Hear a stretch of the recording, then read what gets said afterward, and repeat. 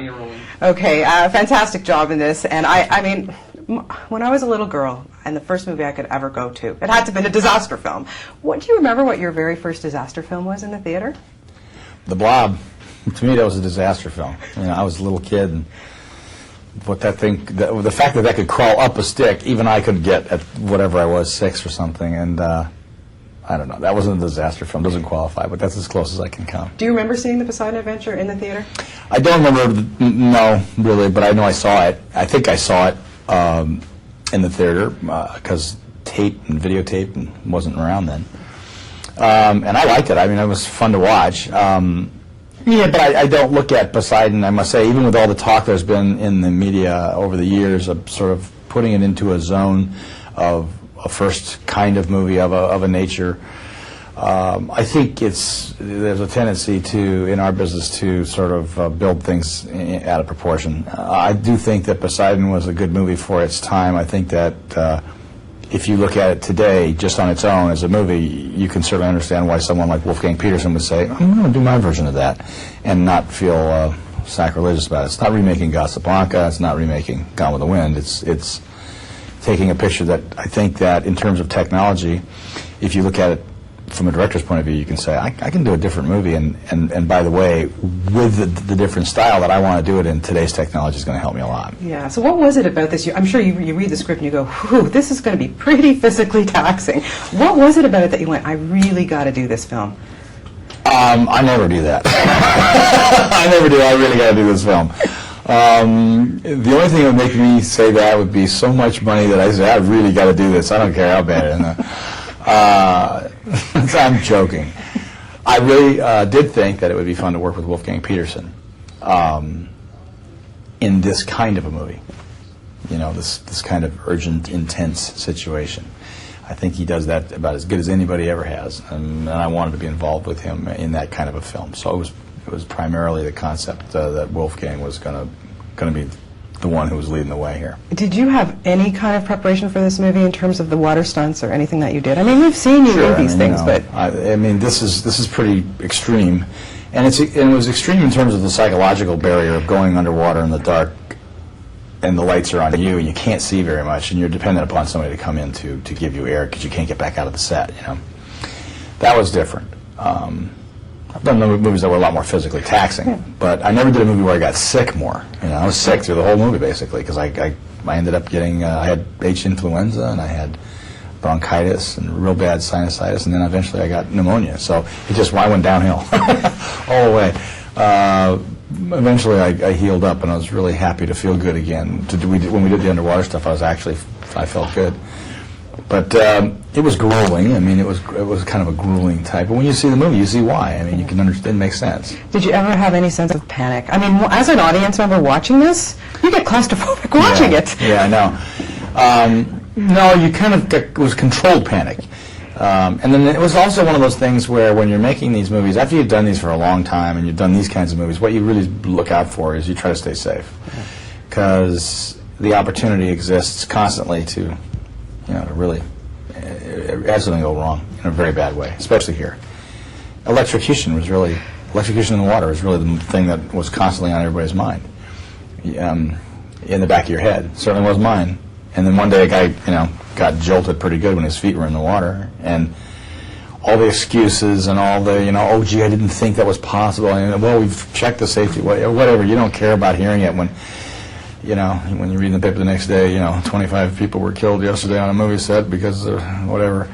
And it happens once in a while. Bad mistakes happen. You try to stay away from them. Well, this was an environment, besides being a petri dish of illness, it was an environment of danger, and really bad danger. There's nothing you're going to do. Once that happens, it's going to be over so fast, nobody's going to do anything about it. So you just kind of constantly, we'd all look at each other and look at all these wires and lights in the water and stuff and kind of just keep saying, so that stuff can't, nothing can go wrong there. Huh? And I was waiting for one of the stunt guys in the scuba gear to get his leg wrapped around something and pull a cord and have the whole stage go crazy. So that kind of stuff is what you think about when you're on these sets. Yeah. Let's talk about this cast. I mean, what a great group of people that you got to work with in this film. Yeah, they're really nice bunch. It seemed to me, too, that more than ever, and more than maybe in any other film, that it's a really close bond that had to be established in this, because you're all in this, you know. Those are always fun. Those movies are fun when you have a good time with, when the actors have a good time with themselves, with what they're doing, when they commit to it. Certainly, this group did, and some movies like, you know, where Backdraft, where all the guys, you know, you had to commit to each other. You had to depend on each other, and that was kind of a situation. And this is one of those things where it was fun to try to always rally to the cause and see if you couldn't, you know, make it better somehow, and make it fit right with this juggernaut that was Wolfgang's little train, you know. Emmy Rossum, have a good little bond with her. Yeah, well, we had a real, I think, a father-daughter relationship in that it was somewhat, what's the word, contestual. I don't know. There were things that Wolfgang, you know, saw that needed to be changed, and she was not kind of used to that. She was not. I think most of the things she's done have been pretty much laid in stone. This was not that kind of movie, and it took, you know, a couple of times for her to be able to see what was going on here was a positive thing. But that's normal. That's what movies are. That's what you do when you do movies. You try to fix things. You try to change things for the better. And it's fair to say that I think that she. I'll tell you one thing about Emmy that amazed me is that when it came to anything physical, as much as almost any actress I've seen, she would jump in there. I mean, she would not hesitate to do something physical. It was kind of amazing. And there was a lot of physicality in this movie for her. What impressed you about Josh Lucas? I like him as a person. He wants the right things. I think Josh could be a terrific director. I think if he explores that, I'll be very surprised if he doesn't become extremely successful. I think he's a very good actor, and I think that he is, you know, hopefully his time is now too. I think that he's done some interesting movies, and he's done a great job here.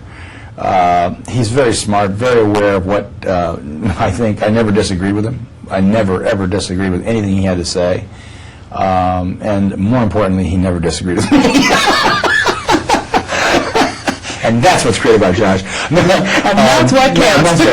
We did seem to be in cahoots. Yeah. I mean, we did really seem to be in cahoots. And whenever Wolfgang would turn to us for something like that, to, you know, say, look, we've got problems here, let's fix it, or individually, we would bounce it off the other guy, and we seem to be headed down the same track always, which is always a great feeling. But I personally think he's a really nice man, really nice guy. Why do you think audiences clamor to these type of films, even in this day and age with what goes on? And well, you know, there is the human phenomenon of being able to step outside of ourselves and assess ourselves, and as a group, as a collective, when we do that. Really, the best and only place you can do it in a large sense is at the movie theater. And these movies, I think, give you the collective opportunity to step outside ourselves, look at ourselves in the most extreme situations, and really take the thrill ride with the safety of being in your seat, because you can completely let everything go. What's fascinating to do, and it happened to me watching this movie, and people I was with, you find yourself holding your breath a lot, but you're also at some point realize, oh, I can breathe. I'm not actually underwater, but it's a split-second thing, and you're allowed the guilty pleasure. So I think there's the human phenomenon that we can only experience this in a theater. Yeah, well, keep up the good work. You did such a great job in this movie, Thanks very much. and always great to talk to you. Thank you. Okay. That's great.